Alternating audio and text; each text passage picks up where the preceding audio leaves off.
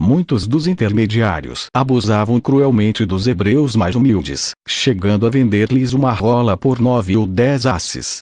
Se tivermos em conta que em Jerusalém, o preço normal destas aves era de 1/8 de denário ou 3 asses, os lucros destes usurários eram exagerados. Contudo, o mais irritante é que aquele negócio, isento de encargos, era propriedade da poderosa família de Anás, ex-sumo sacerdote. Isto, sim, explicava a tolerância do comércio de animais para o sacrifício naquele lugar, apesar da sua santidade. Também aquela observação ia ser importante para compreender o que iria acontecer no dia seguinte.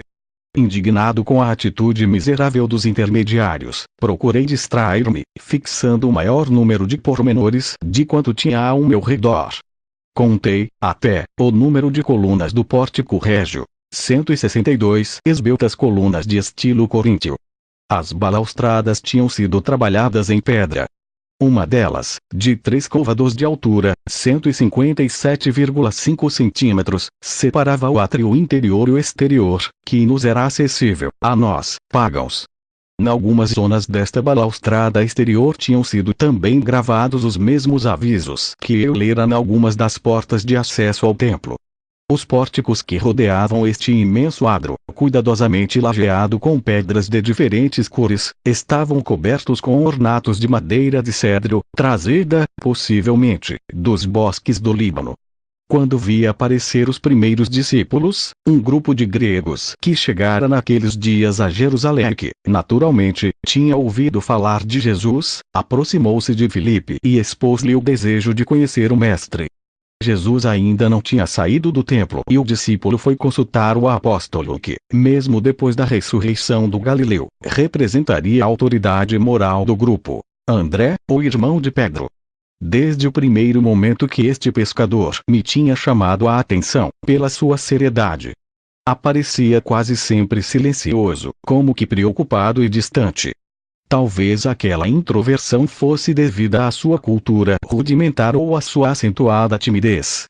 Era um pouco mais magro que o irmão, de estatura semelhante, 1,60 m aproximadamente, cabeça pequena e cabelo fino e abundante, diferido de Pedro, que sofria de uma extrema calvície. Aparecia sempre cuidadosamente barbeado. É de supor que fosse um pouco mais velho que Pedro, ainda que a calvície deste o fizesse parecer mais idoso. André escutou em silêncio a mensagem do seu companheiro e, depois de observar o grupo de gregos, regressou com Filipe ao interior do santuário. Dali a pouco apareceu Jesus, que, com satisfação, conversou com aqueles gentios. Alguns dos gregos sabiam do misterioso anúncio do Rabi sobre a sua morte e interrogaram-no sobre isso. Jesus respondeu-lhes: em verdade vos digo que se o grão de trigo arrojado à terra não morre, fica só, mas, se morre, produz muito fruto. Será que é preciso morrer para viver?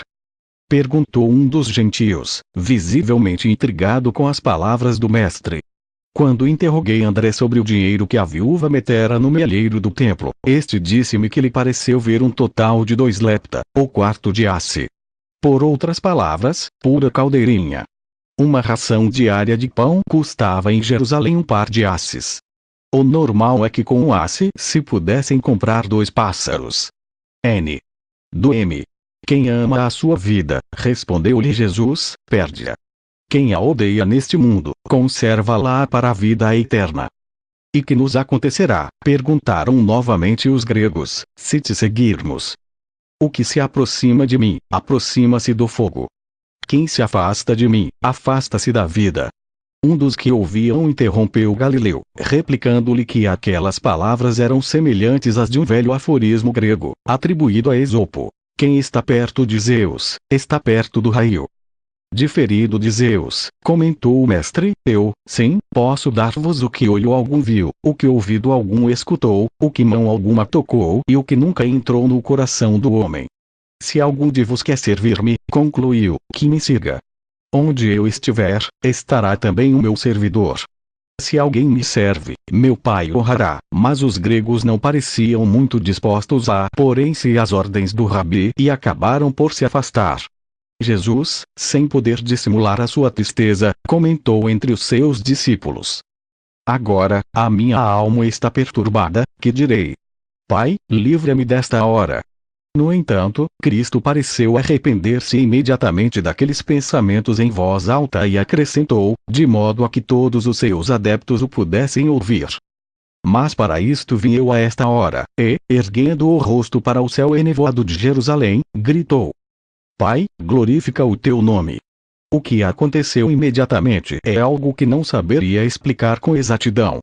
Mal tinha um mestre pronunciado aquelas comovedoras palavras, quando, na base ou no interior das nuvens que cobriam a cidade, e cuja altura média, segundo Eliseu me confirmou, era de, aproximadamente, 6.000 pés, se deu uma espécie de relâmpago ou labareda. Se não fosse a voz forte e metálica que logo a seguir se ouviu, eu explicaria o fenômeno por uma possível descarga elétrica, tão vulgar neste tipo de nuvens tempestuosas. Mas, quase em uníssono com aquela chama, as centenas de pessoas que se encontravam no grande terreiro ouviram uma voz que, em aramaico, dizia: Já glorifiquei e glorificarei de novo.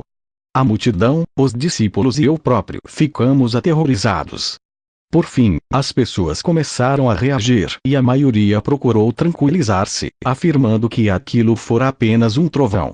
Mas todos, no íntimo dos corações, sabíamos que um trovão não fala. Os hebreus voltaram a apinhar-se em volta do mestre, que lhes anunciou: Esta voz veio não por mim, mas por vós.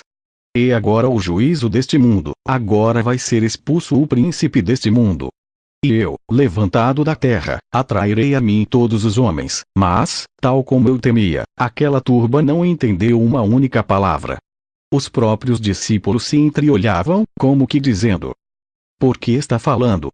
Alguns dos sacerdotes que tinham saído do santuário, ao escutarem aquela enigmática voz, replicaram-lhe que sabiam pela lei que o Messias viveria sempre.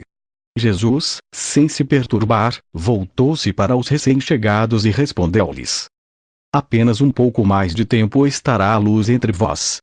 Caminhai enquanto tiverdes a luz, e que não vos surpreenda a escuridão. O que caminha na escuridão não sabe para onde vai. Enquanto tiverdes luz, acreditai na luz, para que sejais filhos da luz. Somos nós, os sacerdotes, atacaram os representantes do templo, procurando ridicularizar Jesus, que temos o poder de ensinar a luz e a verdade a estes. O rabi, apontando a multidão com a mão direita, replicou: Cegos! Vedes o argueiro no olho do vosso irmão, mas não a trave no vosso. Quando tiverdes conseguido tirar a trave, vereis com clareza e podereis tirar o argueiro dos olhos destes. Jesus atravessou então as muralhas do templo, seguido pelos seus mais chegados. A noite não tardaria a cair e o mestre, tal como tinha por costume, atravessou o bairro velho de Jerusalém, em direção à porta da fonte, com o fim de descansar em Betânia. Durante a entrada triunfal do Nazareno na cidade, a multidão fora tal que, francamente, mal tive oportunidade para reparar nas ruas e construções. Agora, em compensação, era diferente.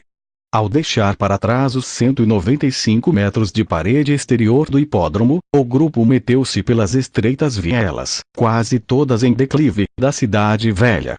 Jerusalém dividia-se, então, em dois grandes núcleos. Este setor por onde agora circulávamos, conhecido também como Sugatajton ou Acra, e a zona alta ou Sugaelion, localizada a noroeste.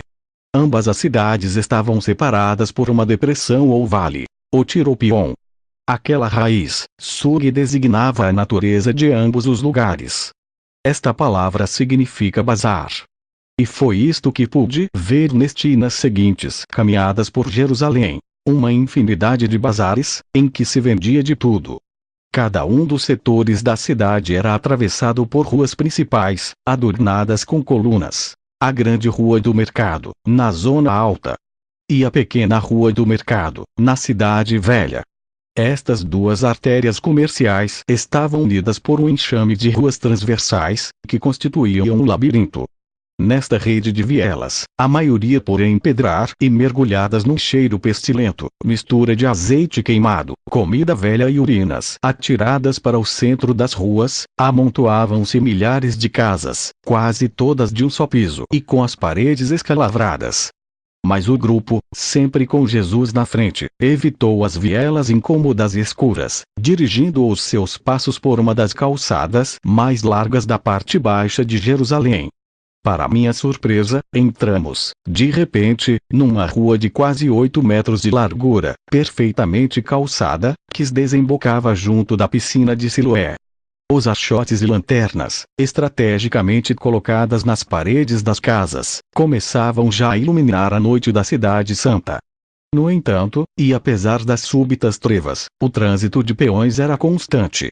Esta corresponde à atual Rua El-Wad. N. Duit.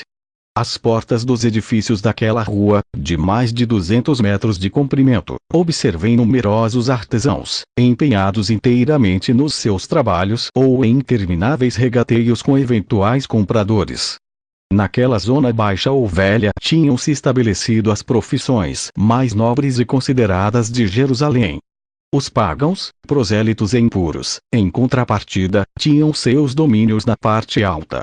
O fanatismo dos judeus neste ponto chegara a tal extremo que, por exemplo, o escarro de um habitante da cidade alta era considerado como impuro, o que não acontecia com as expectorações dos residentes nesta zona da cidade.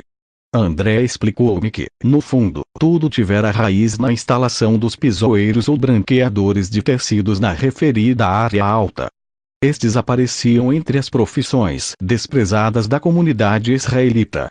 Junto das mais variadas tendas ou januiot alinhavam-se sempre na rua, alfaiates, barbeiros, médicos ou sangradores, fabricantes de sandálias, carpinteiros, sapateiros, vendedores de lanternas e de utensílios de cozinha, artesãos do cobre e até fabricantes de vestidos de tarso, sem esquecer os solicitados vendedores de perfumes e de ungüentos.